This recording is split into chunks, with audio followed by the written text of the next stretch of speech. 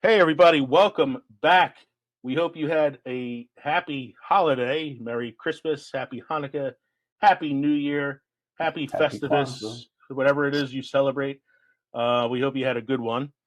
We are back for 2023 with our season 5 premiere. That's right, it is season 5.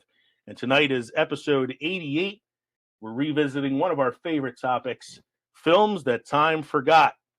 We are Films and Fermentation, a movie and alcohol podcast. I'm Leo. I'm Kevin. I'm Mike.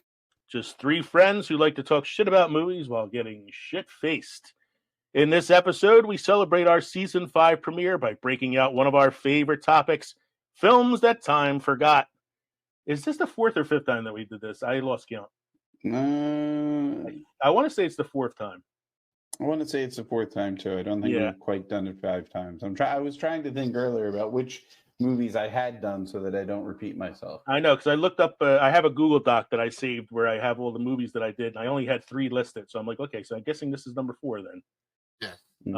But it definitely is one of our favorite topics. It never disappoints. It usually ends up being a really good episode. A lot of fun trying to guess each other's choices. So don't forget to drop us an email at filmsandfermentation@gmail.com. We're looking for drink suggestions, film suggestions, topics, things that we can talk about. We have a new segment I'd like to try to introduce into the show later on. So we'd like to get some questions from people out there that we'd like to answer on the show. Visit linktree.com/films and fermentation to find all of our social media and podcast links. You can also find links to Patreon on our Linktree site. If you like the show and you want us to keep doing it and you'd like to support us in our endeavor here, visit us at Patreon and become a Patreon member. Or you can go to teespring.com and visit the Films and Fermentation official storefront to get some of our merchandise. This episode is brought to you by Dubby. Dubby is an all-natural energy drink. Dubby is an all-natural energy drink. It uses a patented all-natural coffee cherry extract to help fuel you. This ingredient is what gives Dubby its laser focus and fast reflexes, making it perfect for gamers everywhere. Dubby contains important amino acids and vitamins that canned energy drinks simply do not have. Dubby never uses fillers or artificial colors. It's a sugar-free and keto-friendly alternative energy drink. Choose from flavors such as Dragonade, Beach and Peach, and Galaxy Grenade. Guaranteed to boost energy without giving you the jitters. Go to dubby.gg to order today. Use the promo code FILMSFERMENT and receive 10% off every order every time. Dubby, be better. Dubby.gg.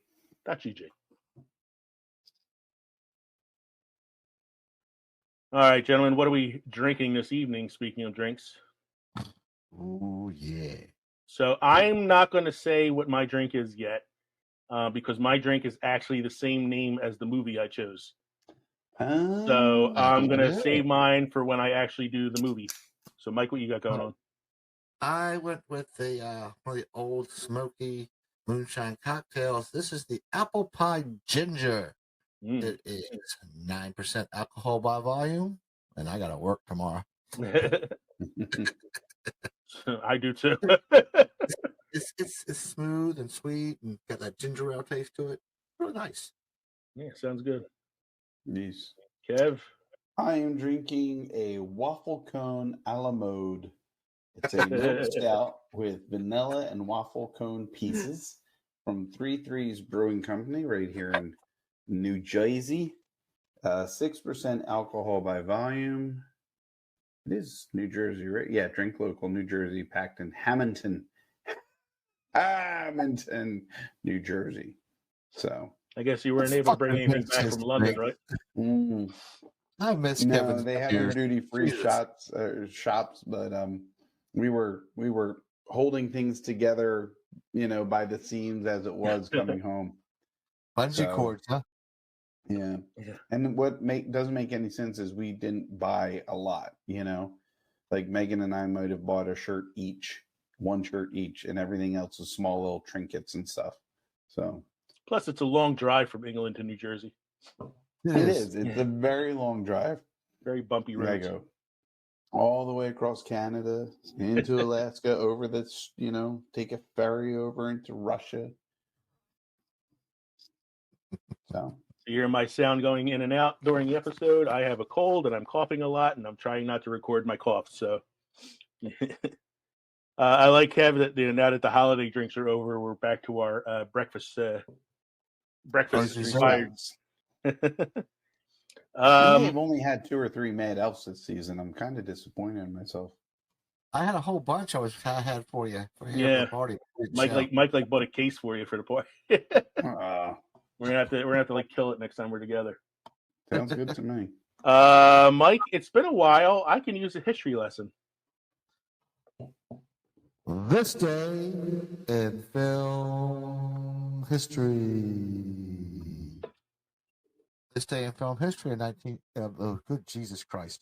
In 2016. Yes, he was. Yes. Out of practice. I'm out of practice. This day in film history. In 2016, Star Wars The Force Awakens breaks North American box office records, passing the 760.5 million taken by Avatar. Which has currently been destroyed by Avatar: The Way of Water, I believe. Probably. Neither of you have seen the sequel or have any interest in it, right? No, I haven't seen it. I'll see it when it comes on Disney Plus. Yeah, that's what I'm figuring too. I know you hadn't started it yet, but Kev, have you started watching National Treasure yet? No, I've been going through Willow, and I did watch the Bad Batch, the 2 episodes that they put up yesterday. I gotta catch all those, but yeah, not bad. It's not a bad series. No, is my favorite person. No, but his little buddy showed up in one episode. Riley Poole. Yeah, Riley showed up. They did confirm that they are working on the script for National Treasure 3 and are hoping to start filming it soon, though. And the plot of it was already mentioned in the series. Mm-hmm. And I sent you guys a link to a trailer earlier. Did you get a chance to watch it? Was it Cocaine Bear? No, it was the trailer for Renfield, starring Nicolas Cage as Dracula. No, you know what? I saw that come through, but I was exhausted today, so after I cleaned up the house a bit, I passed out. I don't think I can find my phone. Where the hell's my phone? Oh, there it is. Never mind. So I mean, you guys can watch. Plugged into your eye. That's what's plugged into your laptop as your camera.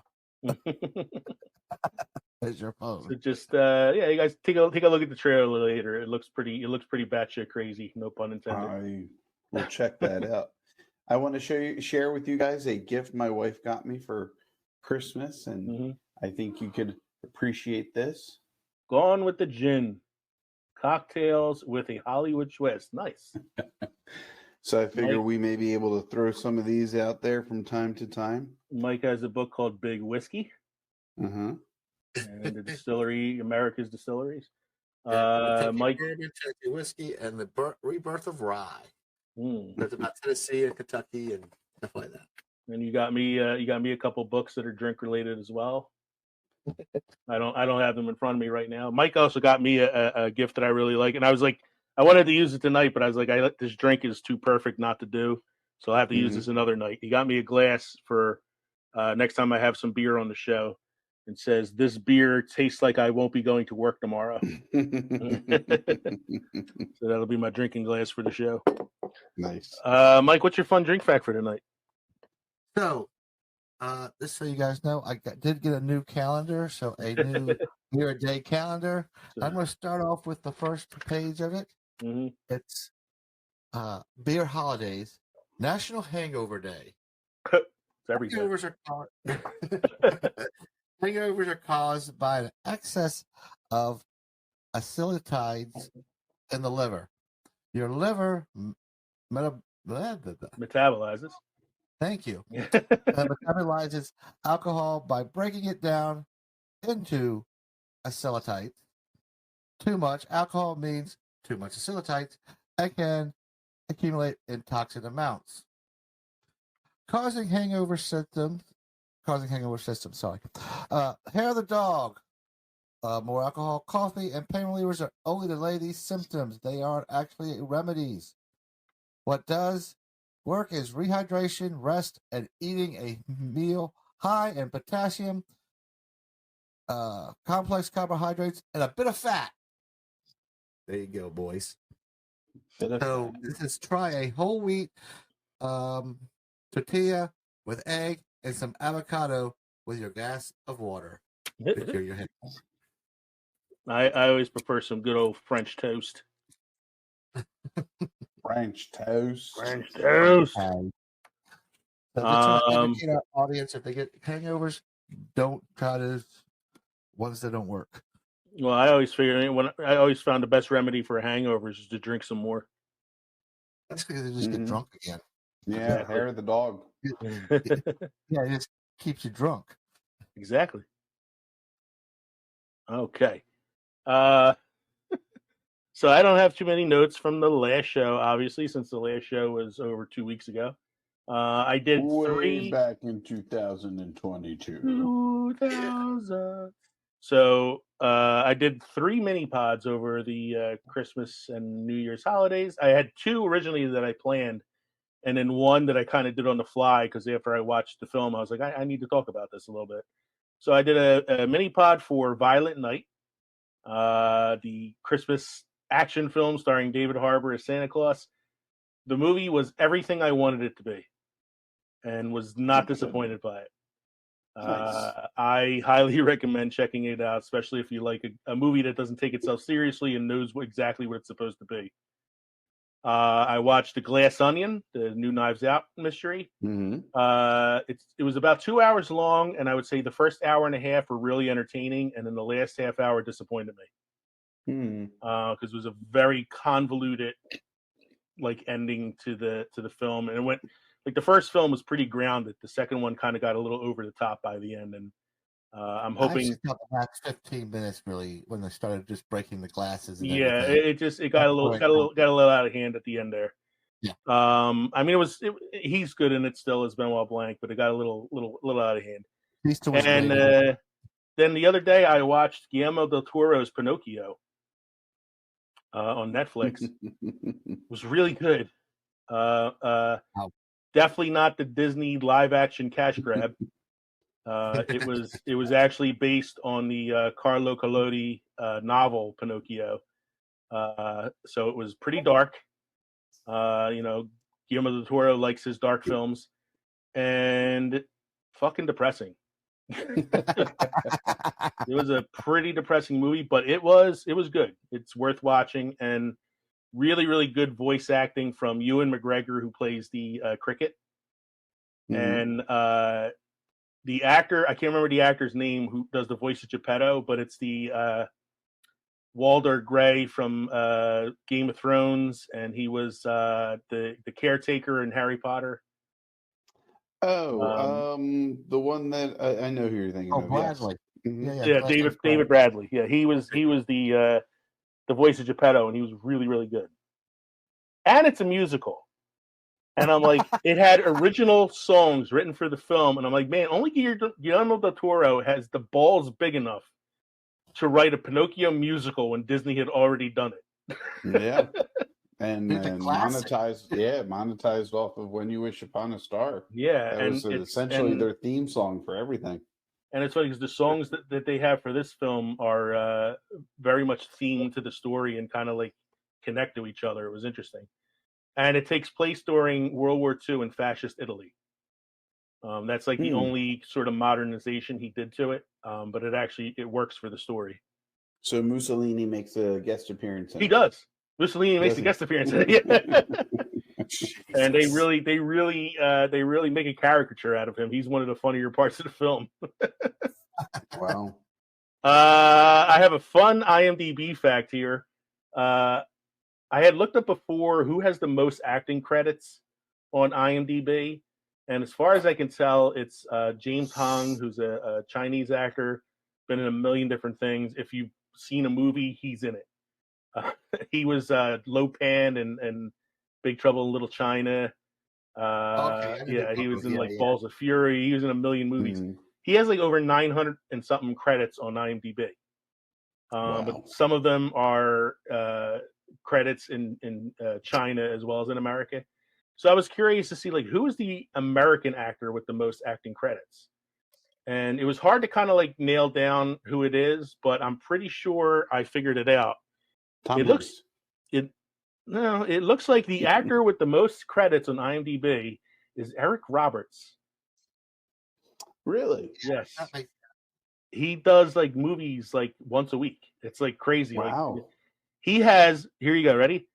617 acting credits Oh, wow. as of this week. And he has 93 upcoming credits for the next 2 years. Jeez. So motherfucker's gonna have over 700 acting credits by the end of like next year. Like Yeah, I know back in like the 80s, he was like in every fucking thing. yeah, but I mean like back then though too, like he was like a main actor. So he does a lot of like cameos and one-off appearances and shit like that in films anymore, and that's kind of why he has so many credits. I'm sure he's probably done cameos in films he's never seen himself. I'm sure. So I got an idea for a possible new segment, and a lot of this is going to depend on submissions we get from people who listen to the show. So we'll see how it goes. But it's interactive now. Yeah, an interactive segment. I want to call it. I'm tentatively calling it "In Your Opinion," and it's basically going to be like a movie question that's not like a straight up like "What's your favorite movie?" kind of question, but one that kind of makes you think a little bit, and isn't necessarily a question that could fill up an entire show. So for tonight, I came up with this question here. I actually heard this on another podcast, and I thought it was a cool question. Who is an actor that when you saw them for the first time, you said to yourself, that person's going to be a superstar? So, like, who's like somebody you think of, you saw them in a film, and you're like, wow, that person's going to be, the next big thing. I had a couple that popped in my head when I was thinking about it. So one of them for me was Natalie Portman. Yeah, with The Professional. Yeah, I saw her in A Professional, and I was like, wow, this kid's an amazing actress. She's really good. And then I saw her in Beautiful Girls, and it's a completely different role, but she's just as amazing in it. And I'm like, this kid's going to have a bright future. You know, and then she phoned it in for 3 Star Wars films, but that's okay. She still won an Oscar later on. So I also thought of Ed Norton. What was the first movie you remember seeing him in? His first movie was Primal Fear. Oh, and it's the one where he plays the guy who apparently has split personalities, but then you find out he was faking the whole thing to get off with murdering spoiler alert. God. If you haven't seen a movie that came out in 1993 by this point, you just weren't born yet. I was going to catch it on Redbox. You know who I thought of when I first, and this isn't when I first saw him was years and years ago. This is not, he's a superstar now. Would be why did this have his name? I talk too much. Denzel Washington. Yeah, because I saw when he first came on, he wasn't that big of a star, but he was great at what he did. Yeah, and the first thing I saw him in was Glory. I mean, that wasn't his first film, but that was the first thing I saw him in. Yeah, he was great in Glory. Yeah, he won the Oscar for it, and I'm like, oh, that's usually the first step right there. I also thought of. Go ahead. I think his first was Encino Man, but Pauly Shore. I thought you were going to say Brendan Fraser. I was really wrong. I was ready for Brendan Fraser. Brendan Fraser's making a comeback with that whale movie, so I was wrong. I was very, very wrong. I thought of also Florence Pugh. So I saw her in Fighting with My Family, and she's really good in that film. And I thought, she's gonna be pretty big. And then she did, Yelena Belova and White and Black Widow and all that, and she's been in a lot of movies. So yeah, she's a great actress. So I just thought that would be like a cool segment to add to the show. Just have people like kind of ask us questions similar to that one, like the questions that kind of make you think a little bit, and in First your time I opinion. saw Batista in the wrestling ring, Yeah, I thought he was going to be Houston. I said to Mike, so Batista's in Glass Onion, and he actually is one of the better characters in the film. And I thought to myself, I said, of all the wrestlers turned actors, Dave Batista is not the one I thought would be making choices. But he has made some choices. Yeah. And I'm looking forward to the new movie he's in. It's an M. Night Shyamalan film called Knock at the Cabin. Oh, yeah, that looks awesome. Yeah, he's going to play the villain in that film. So I thought, on a serious note, Anna Taylor-Joy. When you saw her, her first movie was, I think it was actually, I think it was the M. Night Shyamalan, the Split. Split, yeah. I don't know if that's her first movie, but that's the first time I've seen her in a film. That was and the I first remember thing thinking, that got me. I remember thinking she's oddly beautiful. She has an odd face, but she's really pretty, and she's a great actress. Yeah, and she plays well against James McAvoy in that film. Yeah, and then I saw her. She did The Witch. She did Queen's Gambit on Netflix. Queen's Gambit was really good. She was in Last Night at Soho, which I haven't seen yet, but I still want to kind of check it out. Good. That was really good. I saw that, and I'm looking forward to seeing The Restaurant. No, the menu. The menu. Yeah, I want to see that too. So that's a good one, Anya Taylor-Joy. Yeah. So I want to, of course, as we usually do, we're going to give some shout outs. Per your usual request, gentlemen, I color coded them, and we'll try not to fuck it up tonight. I changed who is saying the shout out to who a little bit, and I have some Twitter messages to read for some people. So shout out to the following podcasts who have supported us in different ways and who we also support as well. If you get a chance, make sure you check out these podcasts. I listened to a bunch of new episodes over the holidays because I actually had the time to do so at this point. And there's some really good content out there if you give it a shot. So shout out and a thank you to Austin Boyer, host of Wrestling World. Give a shout out to Manic Pixie Weirdo Podcast. Thanks going out to Recasted 2.0. We're still with you, Wayne. Shout out to the Bar Banter guys. A good thank you to Mr. Gentleman. Shout out to 8750 with Yeti F. Shout out to Space Castle, who I've we always say in the past are the guys that created our logo for us. Hey, thanks, Mandalorians. We love you, teachers. Today we laughed and learned. Thanks so much for your support. Big shout out and thank you to the hosts of All Hallows Eve, who always have something really nice to say about us on their show. And recently, when I put out a couple of the mini pods, they wrote for the mini pod I did for Glass Onion. They wrote, "I've heard different reviews about it. Definitely going to check it out. Everybody, give this a listen on Good Pods." And then for Violent Night, he wrote a great little mini episode at Films Ferment. Everybody, you can listen to it out there on Good Pods. So again, guys, thank you for your support.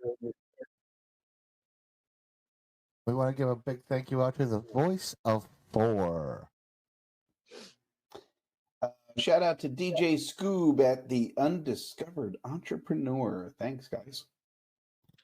This is a new podcast on our shout out list, or new for us at least, the Experts in Theory podcast.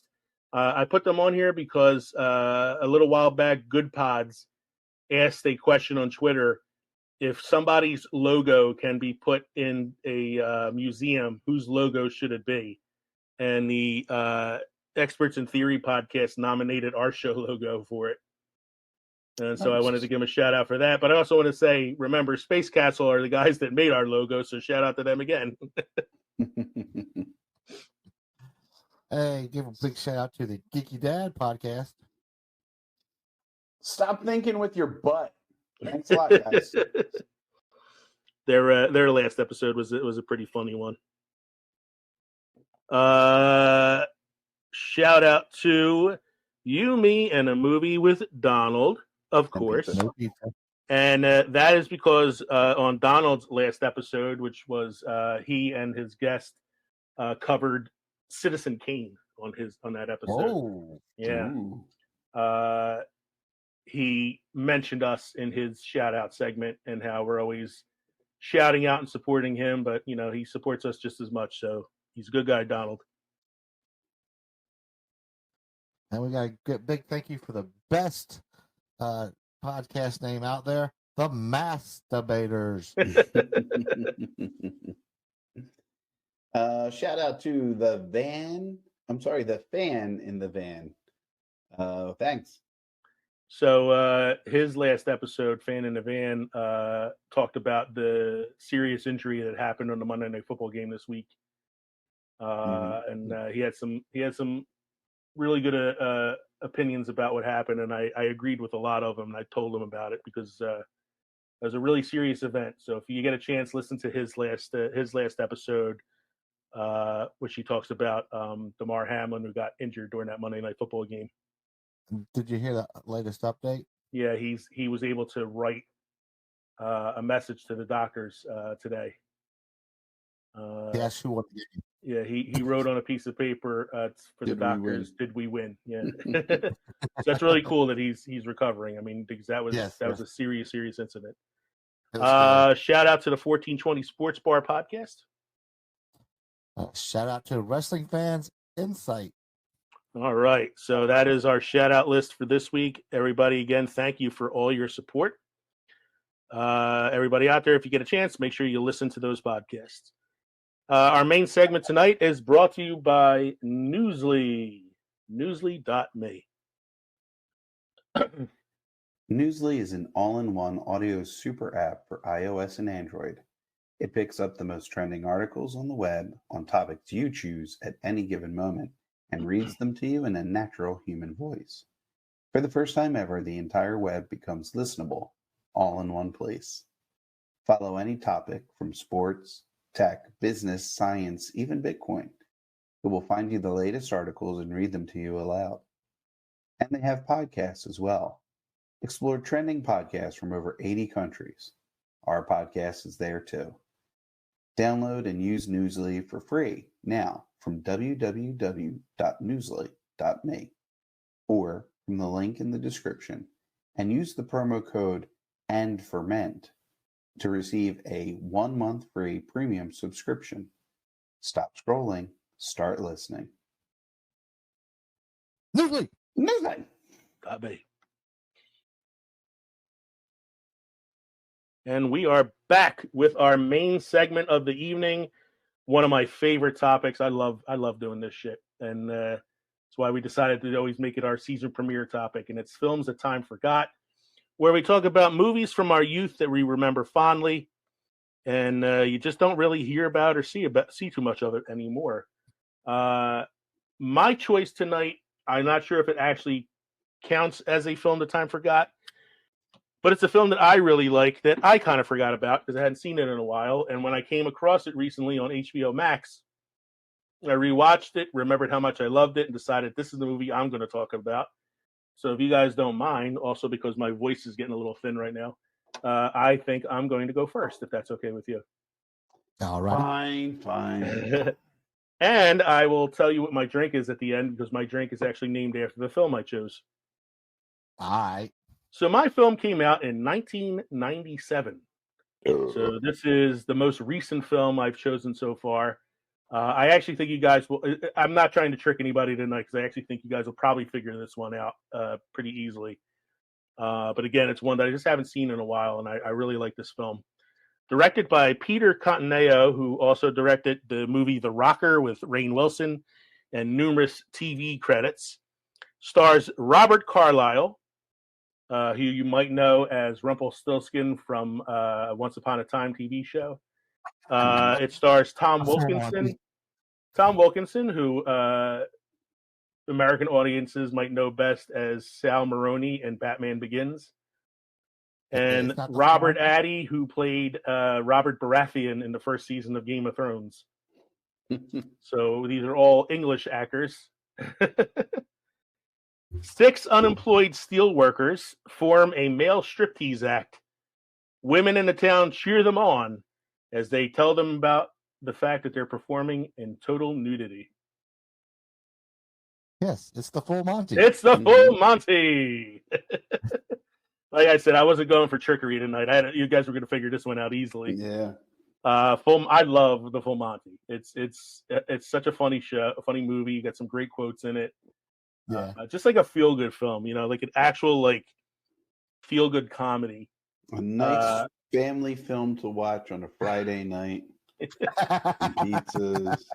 It actually is kind of a family film because it's about there's a father-son relationship right at the center of it, and what I like about it is you don't often see comedies get a lot of like Oscar love, and this one got nominated for Best Picture, Best Screenplay. It did win the Oscar for Best Original Song, but didn't win anything else. But just to get some recognition from the Academy Awards is a big deal. So my drink this evening is called the Full Monty. I haven't tasted it yet. I've been waiting till we got to this segment, so it's probably a little watered down at this point. But it is bourbon, vermouth, and bitters thrown together in a shaker with ice. Pour it over some ice. Cheers. Cheers. I'm hoping that clears up the sinuses a little bit. Well, that's that. Ooh, man. I put more bourbon in it than anything else because I love bourbon.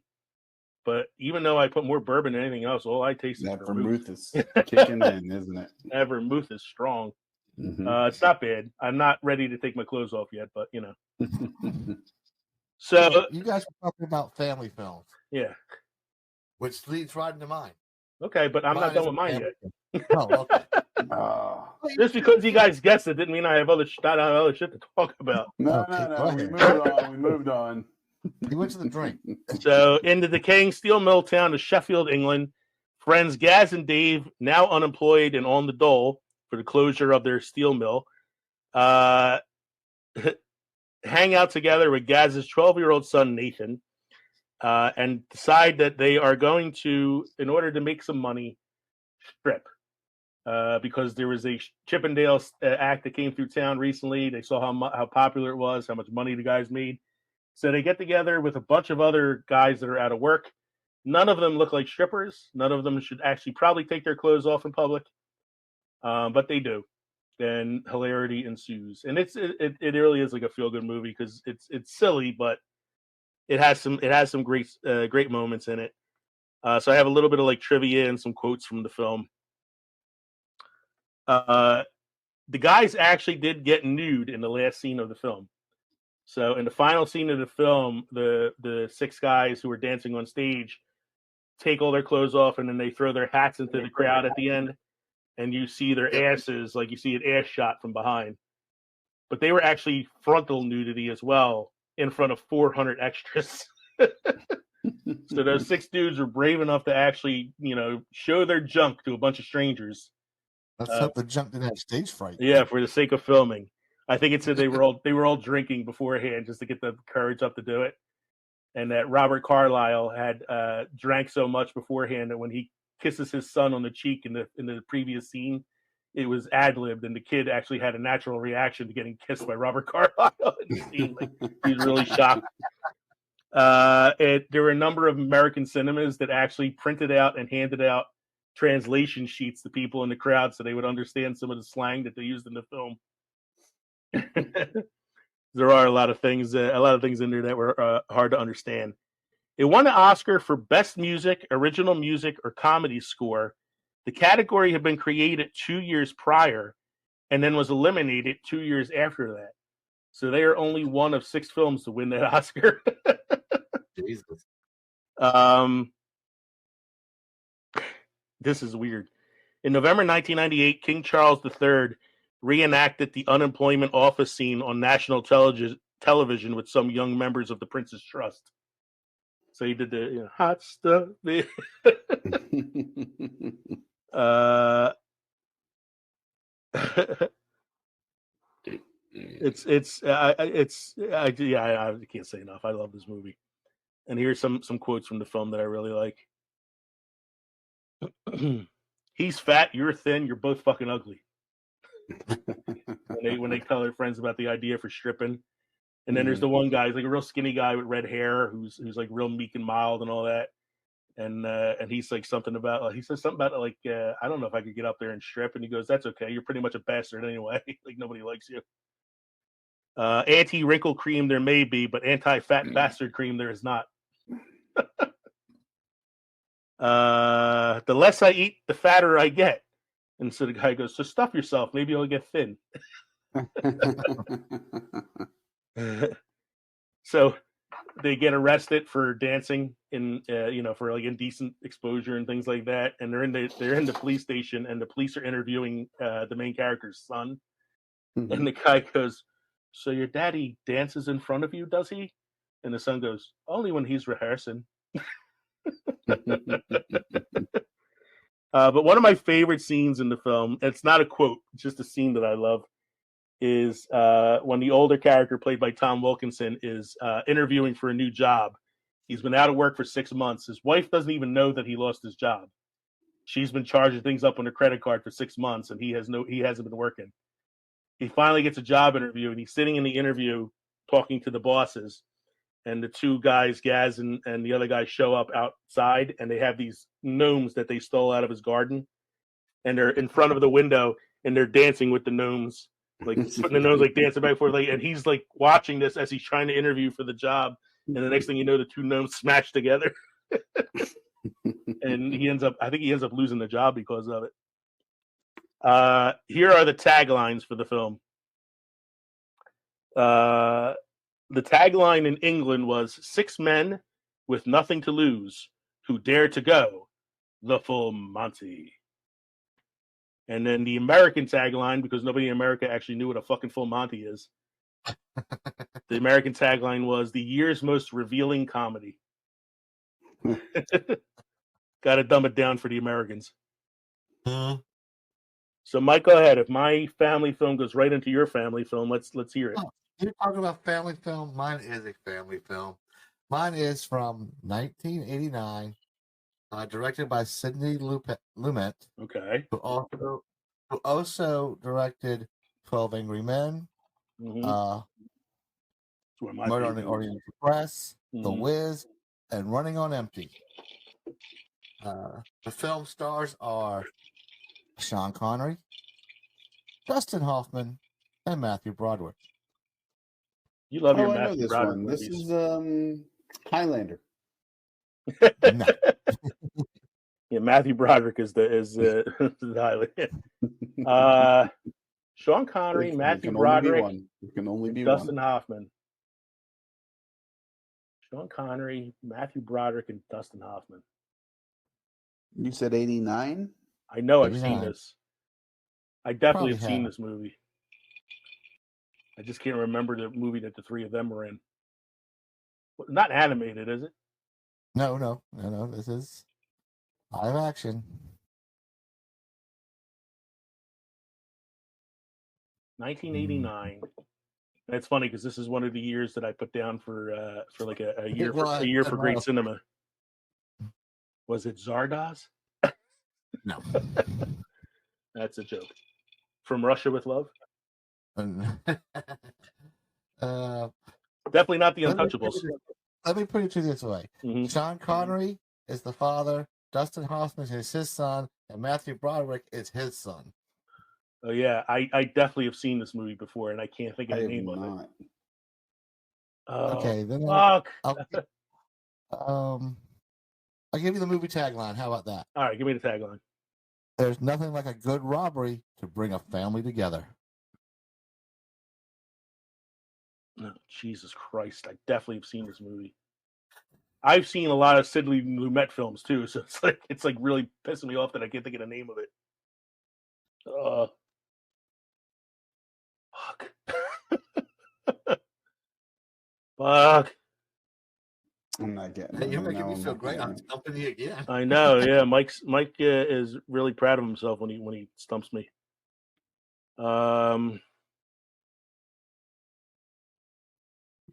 Jesus Christ. Nope, that's not the movie.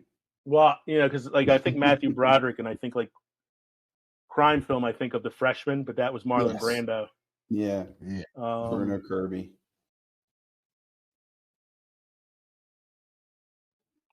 Do you want the synopsis? Was it like The Family something? Yes, it's Family Business. Family Business. There we go. Family Business, yes. The synopsis is Jesse, an aging career criminal who has been in jail, fights, schemes, and lineups than just about anyone else. His son Vito, who currently on the straight and narrow, has had his fairly shaded past, and is indeed no stranger to illegal activity. They both have great hope for Adam, Vito's son, and Jesse's grandson, who is bright, good-looking, and without criminal past. So when Adam approaches Jesse with a scheme for a burglary, he is shocked, but not necessarily uninterested. Yeah, I definitely saw this movie. I rewatched it, Mhm. and it does not hold up. Yeah. It was Yeah. not as good as I remembered. I'm You're looking gonna at the need a phone book. I'm looking at the You're gonna trailer need a on vinyl. IMDb. Yeah, it's not as good as I remembered. I'm watching the trailer on IMDb. I don't have the sound on. I'm just looking at the trailer itself, and it even looks dated. It Like does. like the cinematography looks like it's the 70s. It does. I mean, and what's even funnier is you got Sean Connery with his accent. Mm-hmm. It's supposed to be the father of Dustin Hoffman, who's got this New York accent out the ass. Mm-hmm. Then you got his son Matthew Broderick, who has no accent. And Dustin Hoffman's character's name is Vito, which makes me think Italian. He's Italian, but he's married to a Jew. So they're at the Jewish, some kind of Jewish ceremony at the beginning. Okay. Does that explain the fact that he's got a Scottish accent? No. He's not there. Okay. Jesse's not there. He was in jail. It doesn't look like it holds up. It's got a 5.7 out of 10 on IMDb. Yeah, it doesn't hold up. But I mean, the director has great movies. He got 3 phenomenal actors in it. It just doesn't hold up. But again, this is why we do these films. The Time for God is because we remember them as fond memories from our youth, and then we rewatch them, and it's like, did it hold up? Full Monty definitely held up. It's still a fucking fun movie to watch. It held up better than The Explorers did, the first movie that I chose. But yeah, Family Business. I was like, I remember seeing it. It shows you how much I remember it that I couldn't remember the name of it. The Silly Men, like 12 Angry Men, is one of the greatest films ever made, and like you know, this is probably definitely one of Sidley Lumet's misses. Well, he had so many film, some of them I don't even know. A lot of TV stuff, but I thought he went from 12 Angry Men to later on doing The Wiz. Yeah. He was a prolific director and has a very like diverse IMDb. He does. Do you have any like quotes or trivia or anything from the film? The only trivia on it was, it's a movie fact, that Sean Connery, who played Dustin Hoffman's father, is only 7 years older than Hoffman. That's like that's a common thing though too, because Connery was only 7 years older than Harrison Ford when he played his dad in Last Crusade. Yeah. Which also came out in 1989, so that's a good year for cinema. This is a good year for Connery, apparently. Yeah, for Connery, yeah. He's coming off of Untouchables a couple years before that. Yeah. So do you have anything else you want to add to it, Mike, or should we move on to Kevin? We can move on. I don't need to brutalize you guys anymore. Kev, what are you thinking about? Okay, so let me find the format that we had put out there. Okay, what do you want first? The year? Do you want the director? Do you want some of the stars? What year was it made? The title's first. What's that? He said, "How about the title?" Yeah. That'll make it that much harder to guess. What's the year? It's in 1984. Okay. 1984. So I'm just about 6 years old, I'm guessing, when this came out. That was the first year in review episode we did. So yeah. But I doubt that you guys will remember this one or that it even made it into the year of review. Okay. Director was Richard Franklin. Mm-hmm. I'll give you probably the top 3 stars, and let's see where we go from there. So it had Henry Thomas, it had Dabney Coleman, and it had William Forsythe. Okay, William Forsythe was he played Flat Top in the Dick Tracy movie. I know William Forsythe. Okay. Henry Thomas. Henry Thomas and Dabney Coleman. Like, I know Henry Thomas's name. I'm trying to picture his face because I think Henry Thomas was in E.T. Yes, he was. He was Elliot. Yes. Dabney Coleman, Elliot from E.T. Cloak and Dagger. What is it, Mike? Say again? Cloak and Dagger. You got it. Wow. It's on my list. It's on your list? It's one of Mike's movies for later on. I was actually thinking about doing this one too. That would have been a shorter episode. I tried looking it up and it gave me the Cloak and Dagger Marvel series. Oh, okay. I gotta find it here. I got it. Okay, it's a young boy and his imaginary friend end up on the run while in possession of a top secret spy gadget, otherwise known as an Atari cartridge. His friend's a spy. His imaginary friend is Dabney Coleman the imaginary friend? Dabney Coleman is the imaginary friend known as Jack Flack. Jack Flack, but when they were creating it, he was Agent X, you know. So, but his father is Dabney Coleman. But when Henry Thomas imagines this spy, this Cloak and Dagger spy, it's his father's face. It's his father as the right. So, and I think that's because he wants his father to be more active in his life, and his father, after dealing with the death of his wife and raising the kid, it's just he's not giving him enough attention. So I can honestly say I've never seen this film. No, really, I've never seen this really film. Good. So is it a film that holds up? It's a little dated. It's a little dated when you consider like the idea is they what was the other movie where they hid the code to something in a video game? I think it was Enemy of the State, right? There's an agency that has this top secret information, but they hide it in the cartridge of an Atari 2500, 5200, and it gets the Henry Thomas's character ends up getting it in his possession when he borrows it from a friend of his who runs a game store, like one of the first game stores in 1984. I'm looking at a picture of William Forsythe in the film, and it does not look like William Forsythe. No, the guy's huge. Well, he's got like a beard and glasses, and it's not the way I normally see him. But he is playing a video game on a Commodore 64. Yes. Yes. The old Commodore 64.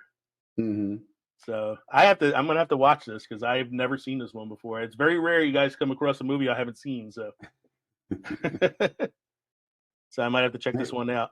Yeah, it was between this and another one, and I figure I'll hold on to the other one for another time. I actually added a few more to my list for the next time we do this. So, you have any like trivia or quotes or anything in the film you want to? Well, they were originally going to call the movie Agent X, but when they consulted with Atari, they figured they could actually produce a video game based off of this and call it Cloak and Dagger. So it kind of got reworked a little bit. I also think this is the year that Broderick did Project X, the one with the monkey experiments, and I think that probably could have. That's a good movie too, but that probably would have been a one that would have made it confusing if you had 2 movies with X in the title that year. Mhm. So yeah, I'm gonna have to put this on my list of like Mhm. movies to catch up on because I've never seen this one before. Yeah, and there's an Wow. elderly couple involved in the movie, and they were actually married in real life. John McIntyre, Jeanette Nolan. Hmm. So Why do I know her? Do you have a tagline for the film? yeah, hold on, I had it. Where was it? I gotta go back a spell. The tagline was Davy Osborne is playing for keeps. That's the name of the the kid. That's the whole tagline. Jesus. Well, that's the tagline they have here. What else they got? A young boy and his imaginary friend end up on the run while in possession of a top secret spy gadget, an Atari cartridge. I'm looking at one of the quotes from it and says, "How did you escape? Jack Flack always escapes." So yeah, this is gonna go on my list here. Shit, I'm looking at some of the movies that came up as movies like this, and Mhm. there's The Wizard with Fred Savage. Oh the, yeah, the Nintendo game movie. the Nintendo glove. He had the Nintendo glove Oh, popularized. and guess what else comes up in the list of similar movies? The Explorers. Yeah, I like the Explorers. I thought that held up pretty well.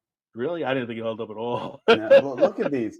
Most of mine that I picked before are on here: Space Camp, Mhm. Flight of the Navigator, Short Circuit. Oh, I had to ask Megan if she had ever seen Batteries Not Included. Yeah, it's Yeah, the didn't one we that watch that before? And that was when she starts describing it, I was like, no, that's Short Circuit. Barry's Not Included was Hugh Cronin and Jessica Tandy. Mm-hmm. There was the little tiny robot ships. So yeah, I was going to ask you guys what did we do before because I didn't remember all of them. I did the Explorers the first Mhm. time. I did Ice Pirates the second episode, Mm-hmm. and then I did Digstown the last time, which is when Donald was on the show. Right. And tonight was the full Monty. I did Space Camp. Mm-hmm. I did Flight of the Navigator. And I did The Boy Who Could Fly. Mm-hmm. I did Club Paradise. Mm-hmm. I did Lady Hawk. What was the other one that I did? I remember Club Paradise and I remember Lady Hawk. Yeah. I don't remember what the other one was you did.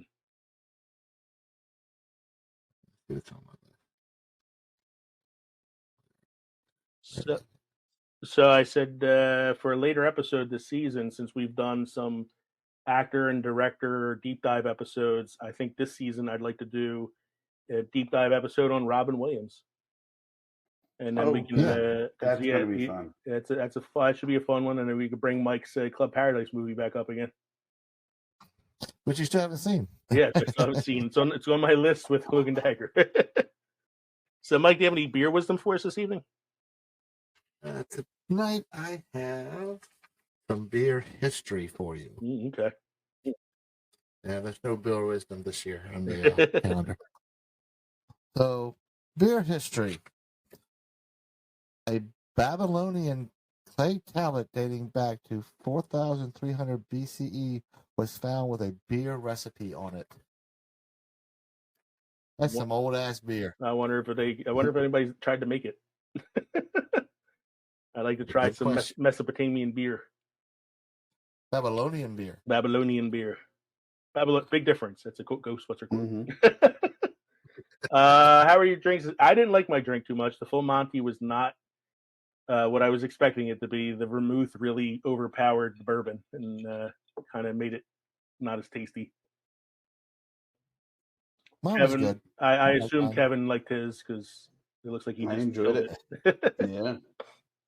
No, it's delicious. And Mike, I know you never really have anything bad to say about Old Smoky anyway. Old Smoke. Yeah, it was pretty good. Yeah, it was really good. I had a couple. I had a couple of those Old Smoky cocktails in the fridge. I should have had one of them. This is disappointing. So thank you everybody for joining us this evening for episode 88. I imagine not to cough too much in this episode, but here I am now ready to cough. Hold on. Thank you again for joining us for episode 88, our season 5 premiere. We hope you enjoyed listening to this podcast as much as we enjoyed recording it for you. Don't forget, you can drop us an email at filmsandfermentation@gmail.com or visit us at linktree.com/filmsandfermentation to find all of our social media and podcast links, including links to Patreon and Teespring, where you can support the show or buy some of our official merchandise. How about we do the Robin Williams deep dive next week? That sound like fun? Yeah, no, sounds good. Yeah. Sounds like fun. So don't forget to stop by the crossroads between pickled and fermented next week as we present episode 89, a look at the career of the great Robin Williams. I'm Leo.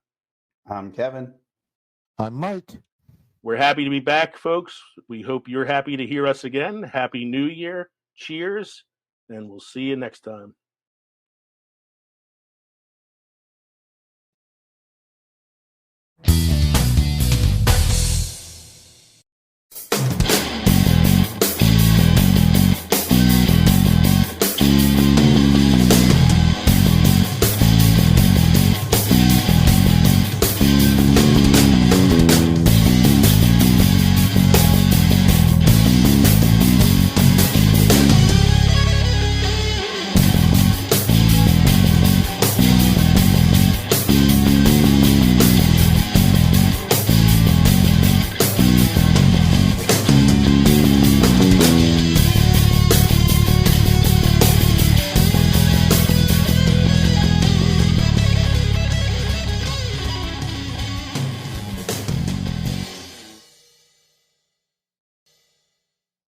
See what happens when we take 2 weeks off? We get all fucked up. That's what happens when you leave the country. Yeah. I'm lucky to let him back in. Oh. They didn't want him to stay in England, so. Scared he'd drink him out of the country? Yeah. Kevin! Hey! London made you pale. Yeah. You lost that reddish hue. I had a reddish hue. I think it was the other camera you were using. Yeah, the Hold USB. on, I'll get it back. I'll get it back. There we go. There we go. There we are. All right, you just got your nice. video working. Stop fucking with it. Oh, so how was the trip, man? One of my favorite things. Yeah, Spider-Man was filmed here.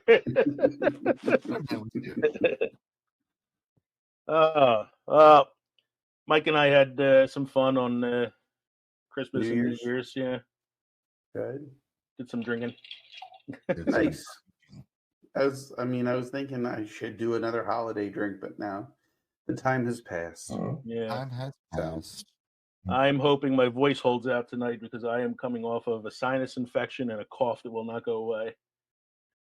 So Yeah, Megan got something halfway through the trip, and she goes, "It's like don't even, yeah. not until we get home." And Katie was sick over Christmas, and then we share sicknesses in here, so I had to do your sickness. Oh man, but I'm looking forward to doing this tonight because it's been a while. Yeah. Did a few mini pods to keep us on the radar. Got us back into the top 5 on good pods because of it. Nice. So we're in good shape. So for the ad reads, Kev.